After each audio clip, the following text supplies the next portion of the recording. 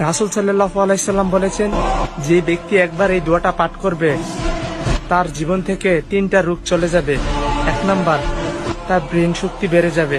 2 number, তার শরীরের দুর্বলতা কেটে যাবে। 3 নাম্বার, তার চোখের যত রোগ আছে সব চলে যাবে। দোয়াটি হচ্ছে সুবহানাল্লাহিল আজিম ওয়া বিহামদিহি লা হাওলা ওয়ালা কুওয়াতা ইল্লা বিল্লাহ। আর যে ব্যক্তি এই হাদিসটা শুনে অন্য আর একটা মুসলমান ভাইকে জানিয়ে দিবে, তার চেহারা উজ্জ্বল হয়ে যাবে, আর সেই ব্যক্তি আমার নবীর সাথে জান্নাতে প্রবেশ করবে। ভিডিওটা শেয়ার করে দেন না, কেউ যদি আপনার জন্য জান্নাতি হয়।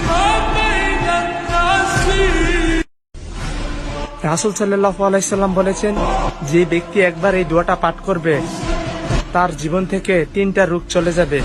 1 নাম্বার, তার ব্রেন শক্তি বেড়ে যাবে। 2 নাম্বার, তার শরীরের দুর্বলতা কেটে যাবে। 3 নাম্বার, তার চোখের যত রোগ আছে সব চলে যাবে। দোয়াটি হচ্ছে সুবহানাল্লাহিল আজিম ওয়া বিহামদিহি লা হাওলা ওয়ালা কুওয়াতা ইল্লা বিল্লাহ।